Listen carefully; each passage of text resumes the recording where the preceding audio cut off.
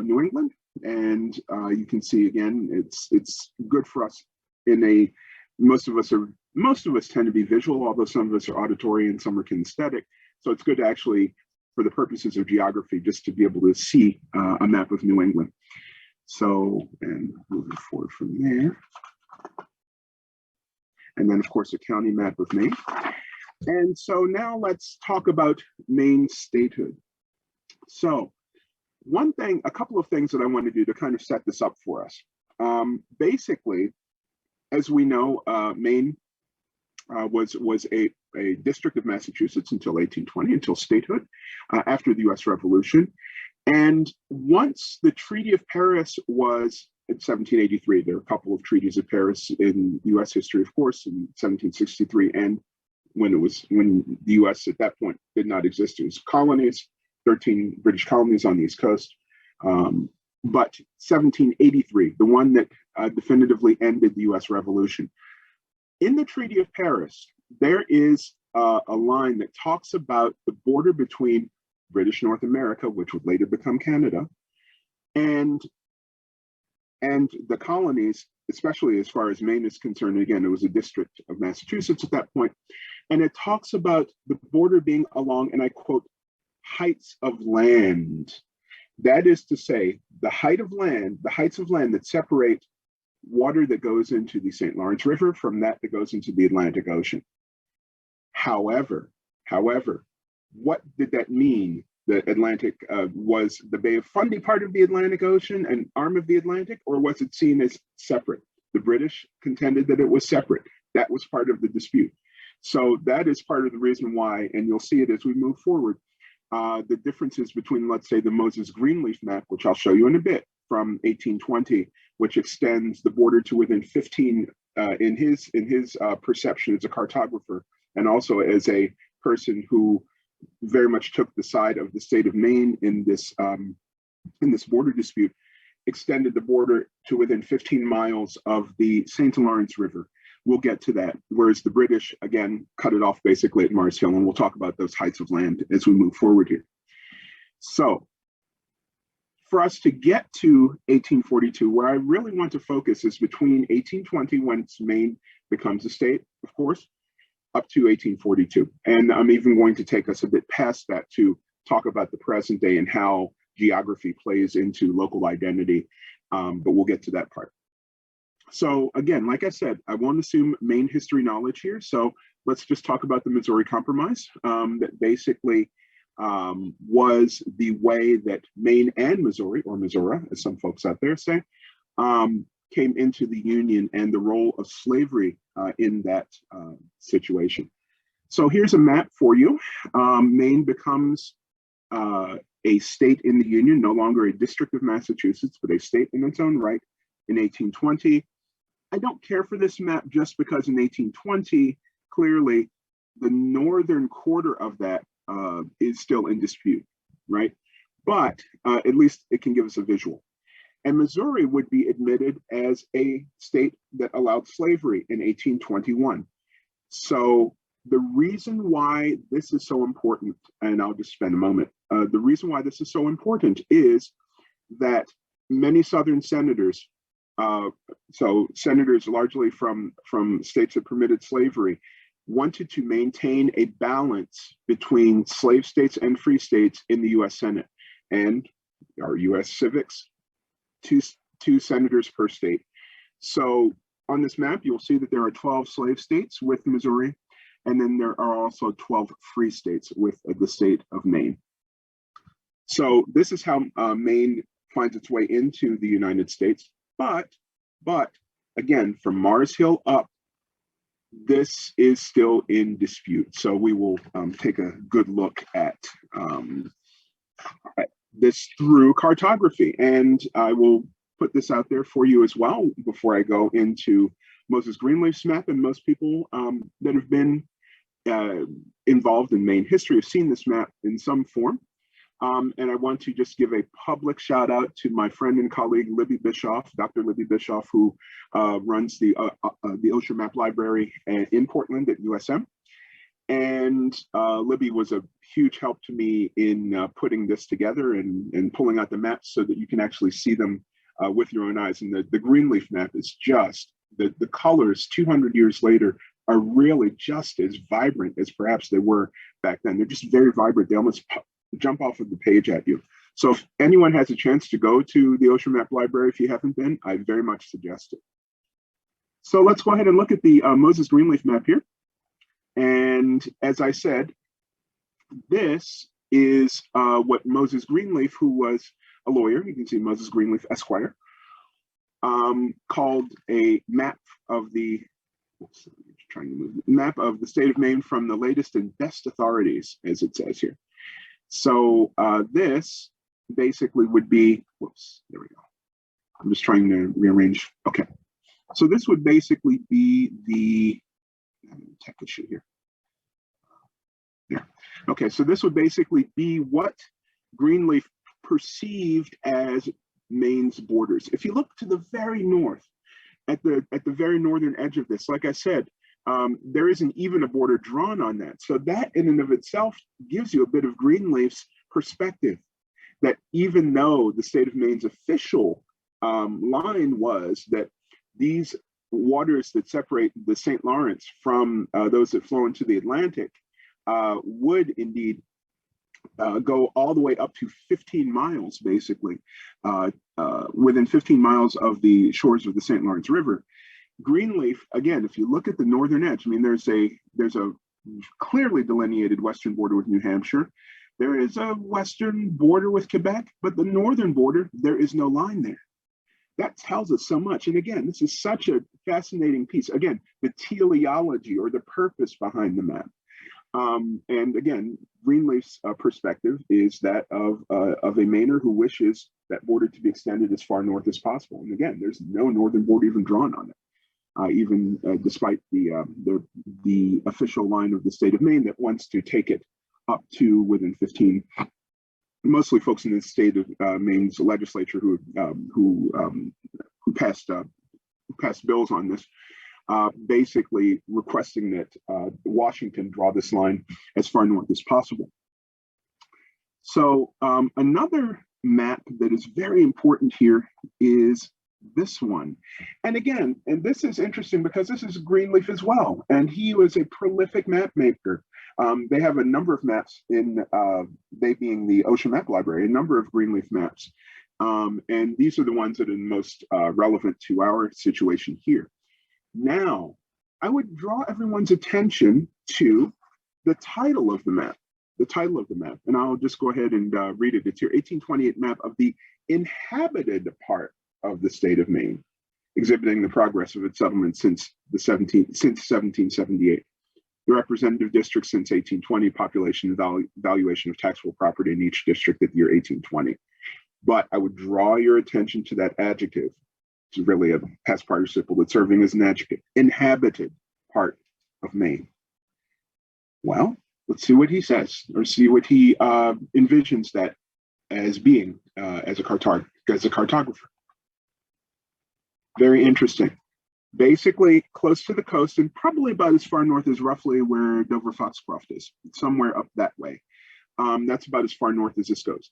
Inhabited part of the state of Maine. So what does that tell us? First of all, that he is not taking into account, and again, I'm being very careful in our, as a historian, we have to be very careful not to judge using present day values, etc., in what was going on there. But it is an observation that he obviously is not looking as much at indigenous peoples, because obviously indigenous peoples were on the territory for over 10,000 years before that. But also, and like I said, the perspective of this presentation will be mostly about French and Acadian inhabitants. We're also not taking into account the Acadians that and would later be Franco-Americans living up in the St. John Valley. And actually, I'm going to go back just a moment because there's one other feature of the Greenleaf map that is germane to this map that we're looking at that I'll just point out to you. If you look up north where you see close to where there's a river that kind of runs east, or I'm sorry, west to east here, that is the St. John River. On the map, and you can't see it, there is an inscription by Greenleaf that says something to the effect, and I'm paraphrasing, there are a couple hundred French families up here. And he also does mention Native peoples as well in a couple of places on the map. However, when we go to his map from 8 years later, the inhabited part of the state of Maine, that is not taken into consideration here. So again, it's just fascinating. And that is not to criticize Greenleaf. It's just to show the difference in his perception, even between 1820 and 1828 in drawing this map as he did. So you can see that most of this map, of course, again, is showing coastal areas and just inland, like I said, probably about as far north as Dover Foxcroft and probably about as far west roughly as Farmington, maybe a little beyond Farmington, as you can see that northern part of the map here.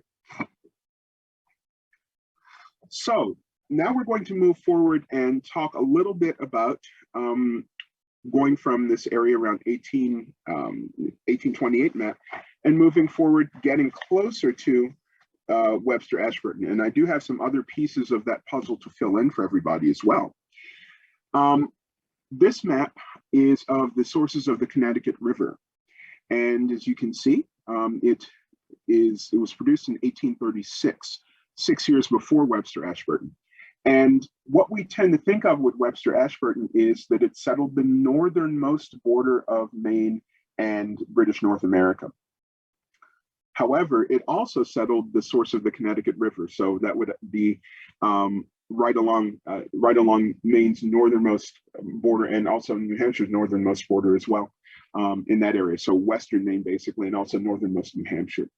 And that was another piece of the Webster-Ashburton Treaty that was settled by, of the border that was settled by the Webster-Ashburton Treaty. So there are a couple of other pieces too that I wanted to point out to you before I even look at the Connecticut River map, which I'll show you in a moment here. There are several attempts to actually settle the border dispute. One of those attempts, and most of official Washington and most of official London actually wanted to settle the border dispute right after Maine became a state. But the biggest resistance to that actually came from many folks in Maine, especially in southern and also the areas of Maine just off of the coast to southern and mid-coast Maine, but also areas just off of the coast as well.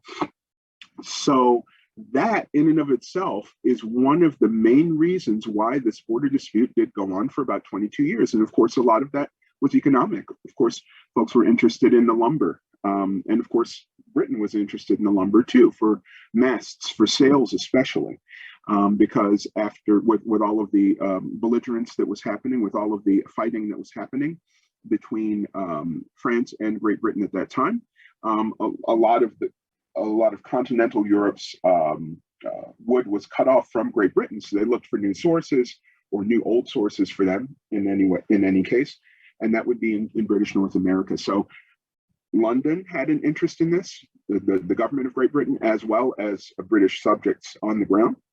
And Mainers certainly had an interest in it. But again, Washington and London officially would have settled the dispute probably very quickly after Maine became a state in 1820 to determine indeed definitively what those heights of land were. So I'm going to move forward, and then I'll come back to the map on Connecticut in a moment here. I'm going to move forward to 1830. 1830 is a very important year in this kind of tableau of events that we're looking at, because that is the year that the King of the Netherlands, King William, was asked to mediate the dispute. It is quite interesting that King William's mediation of the dispute would have ended up in a border very, very similar to the border that ended up being accepted in 1842 with the Webster-Ashburton Treaty. But again, the folks who were the most adamant against accepting this compromise were folks in the state of Maine, or were folks who wanted to have that border extend again to within 15 miles of the St. Lawrence River. And again, if you look at the Greenleaf map, there's no clearly defined northern border. So it's quite fascinating just again to get into his mind and to kind of interpret that map. So to come back to where we are here, so I wanted to kind of fill in those gaps between 1820 and where we are here in 1836. So King William's plan would not be accepted. And again, that was due to fierce opposition of many in the state of Maine. Again, if Washington and London had had their way, that dispute would have been settled. So here you can see that map of the Connecticut River. It's been a long day, folks. I'm so sorry. So the Connecticut River, and eventually, this would kind of help the folks who negotiated Webster-Ashburton, of course, Lord Ashburton, and also Daniel Webster, to determine the border. But this is the smallest part of that. This is really the smallest part for us in the state of Maine, the smallest part of the border dispute here. But just so you know, the Connecticut River was thrown in there as well. So I'm going to share a few more maps here and explain. We'll work our way through these and discuss some of the interpretations of them.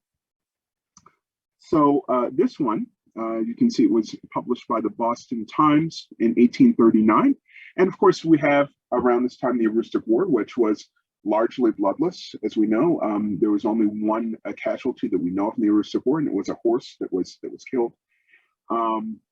And again, that was a dispute between, I won't go into the whole everything with the Aroostook War again, because I really want to focus on the maps and also on the French settlements in northernmost Maine. But here we're in 1839, and this is 3 years from the ratification of the Webster-Ashburton Treaty. And this map in the Boston Times, forward here, you can just see, it's hard to see it particularly well, but you can see that there is the northern border is delineated. And this is actually somewhat more of a, quote, neutral map, unquote, so to speak, even though this is published by a Massachusetts outlet. So someone who would be on the US side geographically of things, because there is you can see the line that the British are asking for here toward Mars Hill, and there's also that line further north. And one would even dare say that the line further north is a bit lighter in color than the British line in the south here. So again, these maps, just when you kind of pull them apart and look at them and look at the origins of them, look at the orientations of the folks who were drawing them as well, it gives us so much information. And it just goes to show that maps, just like anything, are not absolutely 100% objective, because we're human beings and all of us are going to have our particular views on things. And again, and even my interpretations, obviously, there are plenty of questions that can be asked about those too. But these are the best interpretations that I'm able to come to from the resources that I have here. So the next one is also, excuse me, this is also a map from J.S. Redfield and Company. And this one is also from 1839. And you can see on this one, there's another piece here. The north line that you see, which is basically the source of the St. Croix River, and that runs all the way up to the St. John River. From there, you have this territory, and that's mostly to show the areas that are inhabited, with larger numbers of folks. Again, you have native peoples who are west of this area, but again, this is a very Maine-centric and French-centric map too, because the area that's in this box here, in this rectangle, it is indeed inhabited, but the area west of it is too. But it's interesting that rectangle is kind of given on this map of disputed territory. Now, the interesting part of this map, and I'm sure you see it, is that the northernmost border is very, very, very clearly defined on this. So that implies, and this is a US map, this implies that the British claim may not be perhaps quite as valid, because you do see it on the map here, but the northernmost the northernmost border, as claimed by folks like Moses Greenleaf and others, is very clearly defined on this map. So again, it is quite fascinating to consider all of the implications of that just in map making. And we don't always dig that deeply. We look at a map, oh, it's a map. Okay, that's fine. Maybe it's a geopolitical map, maybe it's a terrain map, but we don't always dig into the details here. And I just find it so fascinating and so instructive about this time period in history. And again, like I said, my friend and colleague Libby, Dr. Libby Bischoff, was such a big help with this, just kind of pulling these maps out for me. So the next one is from part of the United States, Lower Canada and New Brunswick. Okay, so let me actually put kind of a pause here and just give some background on terminology, especially as regards British North America. Of course, the U.S. I think most of us see that as a given, but Lower Canada. Okay, so basically there was a rebellion in Quebec, what is now Quebec, and also in Ontario too. But at this time, Quebec would have been called Lower Canada. Why lower? If you look at a map, and then Upper Canada is considered Ontario. And a lot of folks might think, wouldn't be thinking geographically and saying, well, one actually it seems higher up, quote unquote, on the map, further north than the other. That's not what the issue is here. It is the flow of the river. So it actually is lower because the St. Lawrence River, of course, begins as an outflow of Lake Ontario, basically at Kingston, Ontario. So that's why Quebec is called Lower Canada and Ontario would be called Upper.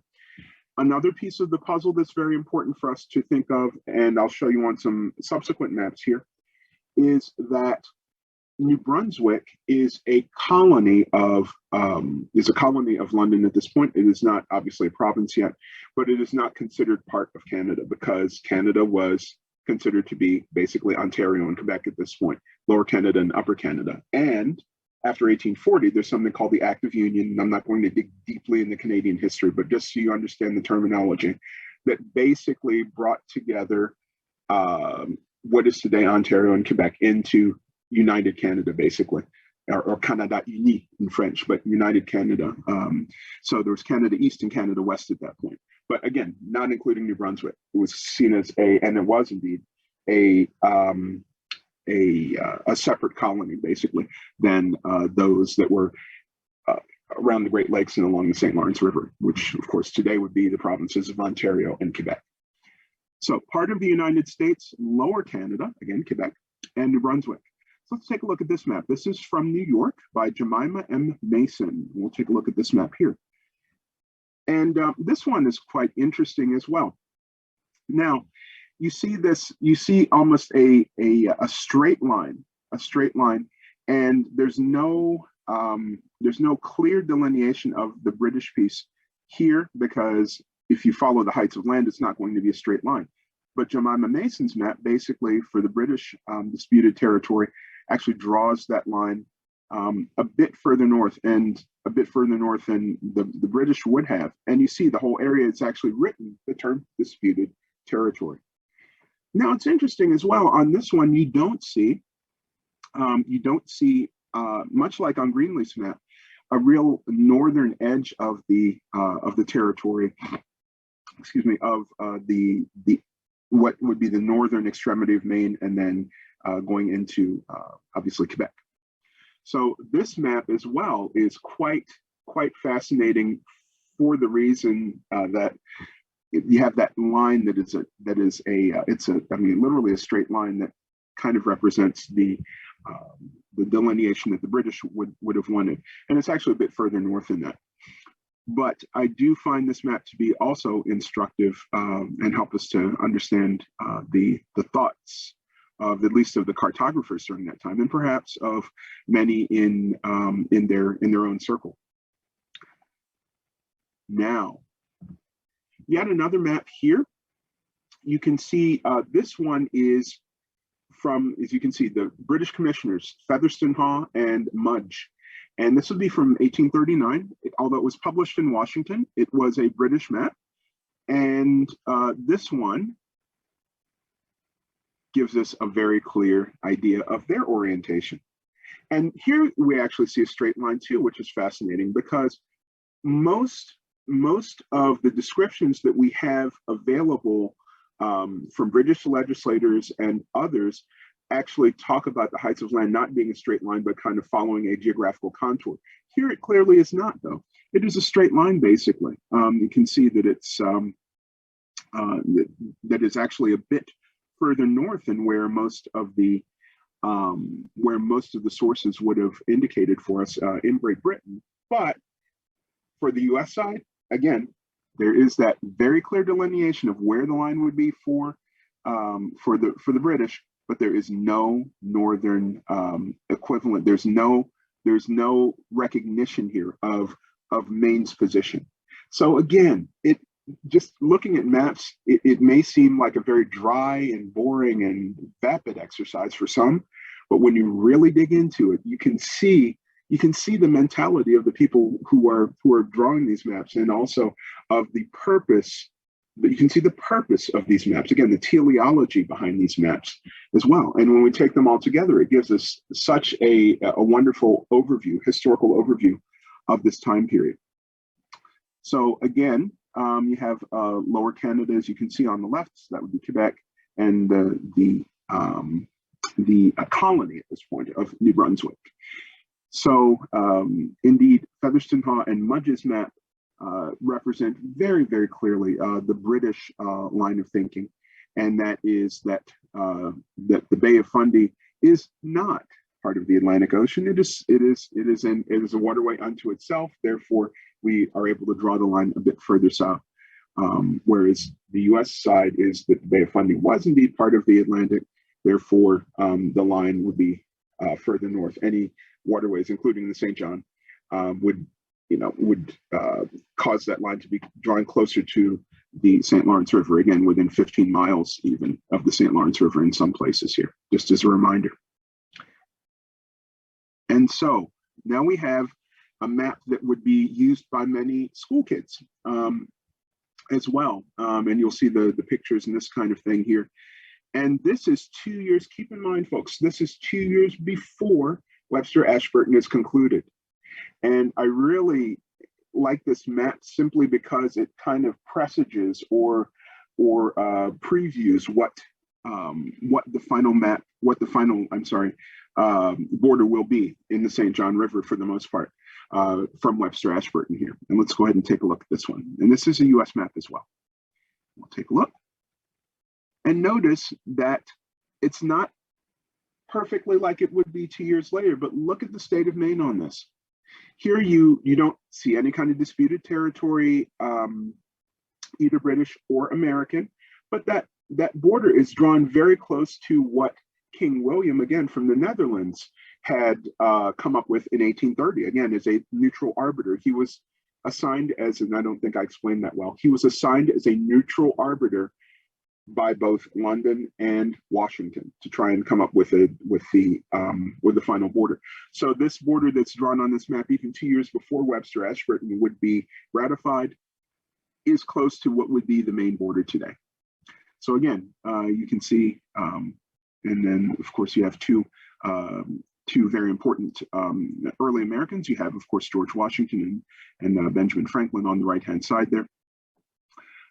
So again, this area in the northeasternmost part of the map is so it's fascinating just to see that 2 years before Webster-Ashburton was completed, you have that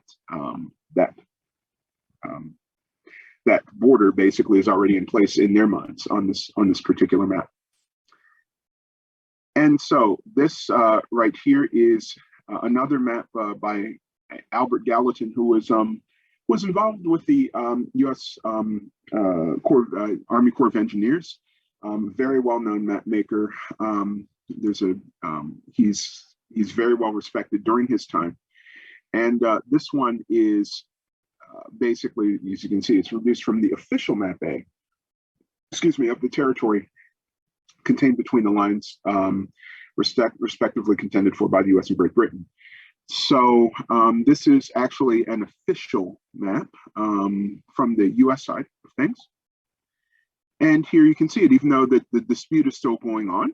Still, it's interesting that even though this is an official U.S. government map, federal government that is, of course, you can see that both of the boundaries, one contended, the boundary that Maine contends is northern boundary, closer to the St. Lawrence, and the British boundary is not a straight line in this case. It is actually over what they perceive as, they being the British, perceive as the heights of land here. So even though we're talking about two very different, the British government, of course, contending that there's no farther north than Mars Hill, U.S. government up to the St. Lawrence, still on the official U.S. map here, the important piece of this puzzle is that the northernmost border and the southernmost border are drawn almost in exactly the same way.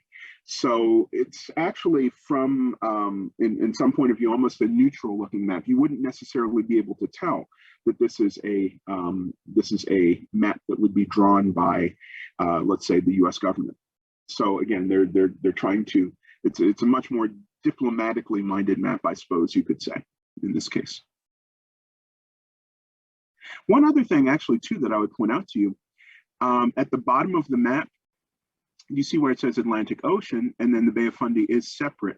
Whereas although the U.S. considers the Bay of Fundy to be an arm of the Atlantic, it is interesting how Atlantic and Ocean, it's a bit further south. So that's quite fascinating as well when we consider that was really the crux of the dispute, was really whether the Bay of Fundy is part of the Atlantic.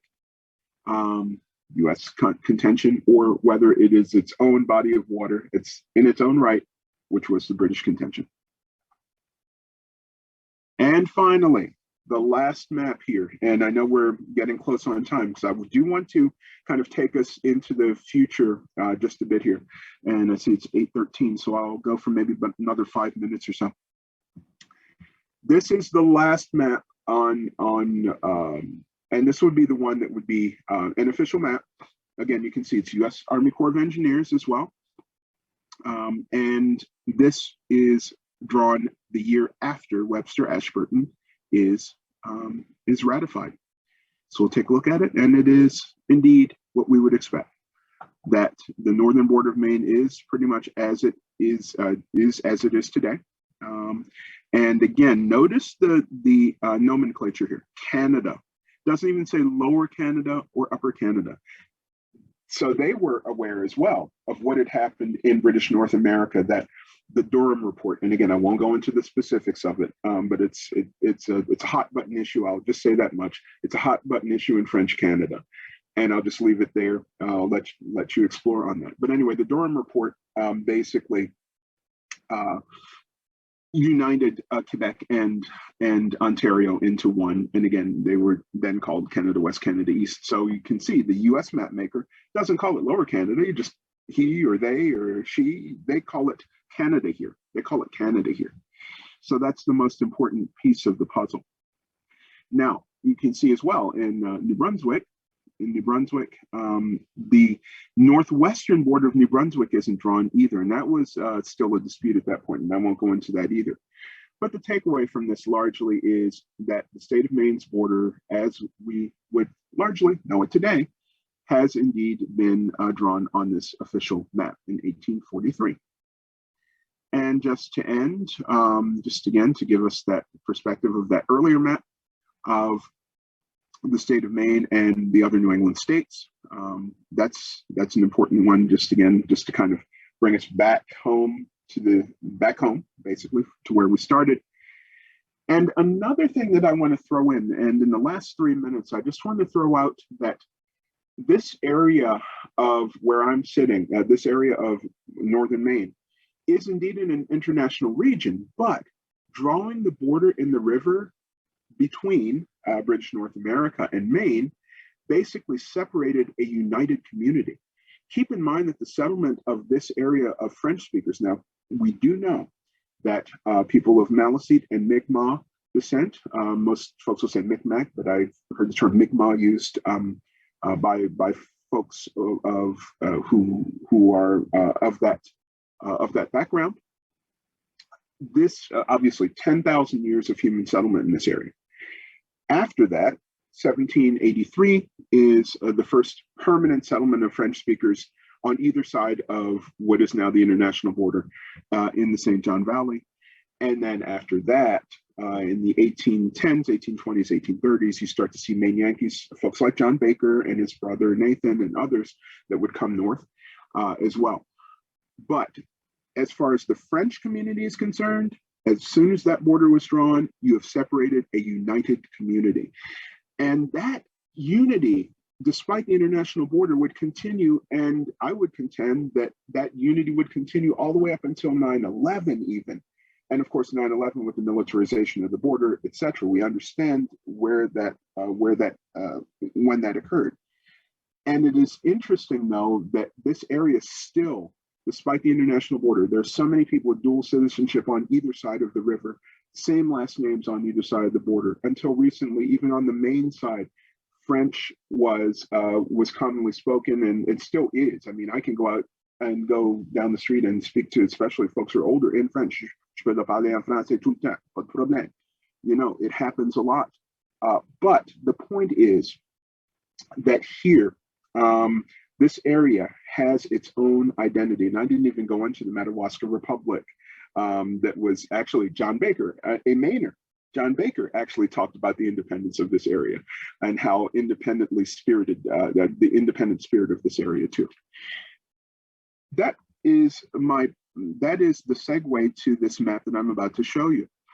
When we look at the map that's in front of us, clearly this is very much a US-centric map, again, because with the US states that are drawn in clear relief, but the Canadian provinces, they're both in gray in the case of Quebec and Brunswick. But I would invite all of us to actually look at the following map from 1956 by Shell, talking about Maine and the Maritime provinces. And when we talk about this part of Maine, many folks that are not up in this area will often say, oh, you live up at the end of the world. And I'll say, no, not at all. When you think culturally, I'll show you this map. This totally recenters things. Yes, the international border is absolutely important. It is, clearly. It was drawn in 1842, it is. But if you look at this map, Quebec, majority French speaking, northwestern New Brunswick, majority French speaking, northernmost Maine, majority French speaking, including now. Very interesting that this area, when you look at it that way, is right in the middle of the action. It's not at the end of the world. So again, it's very, very interesting, just perspective, and everyone has a right to their perspective, but this is one that's often forgotten, especially on the US side of the border, that this area of northern Maine is not isolated from the rest of French-speaking North America. It's right in the middle. In fact, it's right in the middle between Acadia and Quebec. So again, it's such a fascinating understanding of this area and of the people of this area and of the culture of this area and how it is truly centered and not as isolated as is often predicted or is often said by many observers. And one more example of the centering, and I'll finish on this today, is this map, which is from the Congrès Mondial Acadien, or the World Acadian Congress in 2014.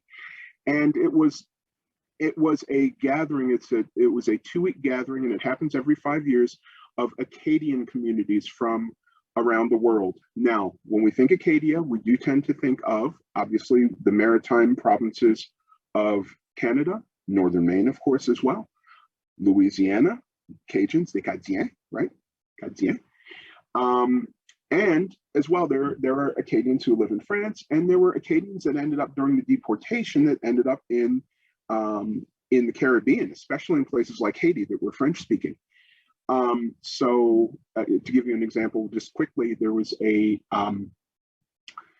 one of the Governor Generals of Canada, Michaëlle Jean, and she's a Haitian Canadian. She was born in Haiti and came to Canada, to Montreal specifically, and then became Governor General. She did a look at her background, and she has Acadian background. And if you look at Michaëlle Jean, is someone who, if you look at her, you can clearly see she's someone of African origin, of African descent, right? And she, though, has Acadian background, and part of it goes back to this this deportation that had happened of Acadians between 1755 and 63. So coming back to this area though, this area where I'm sitting, this map was the official map of the Congrès Mondial Acadien in 2014, or 2014 in French. And you can see, again, it's centering the whole Acadian piece of the puzzle here, where northernmost Maine, northwestern New Brunswick, and the Témiscouata region of Quebec are indeed, again, the center of this. And this was one community, especially from the point of view of French speakers. This was one community. And again, the international border was drawn in 1842, and they did eventually settle the dispute between New Brunswick and Quebec as to what the provincial or the internal border would be within British North America there too. But when you look at this map, this is not the end of the world. It's actually the center, which is fascinating. And again, this is all about perception, and that's kind of my theme here. And just to kind of highlight the and to center really French speakers in this area of Acadian descent and Franco-American, and also French-Canadian descent as well. So there's my bibliography, and I'm willing to, I already actually sent my PowerPoint to Carrie if she'd like to. If she'd like to share that, I mean, I can share it as well with any of you. And now I am very happy to take any questions. And again, I want to thank Carrie and all of you at the Old Berwick Historical Society for having me. And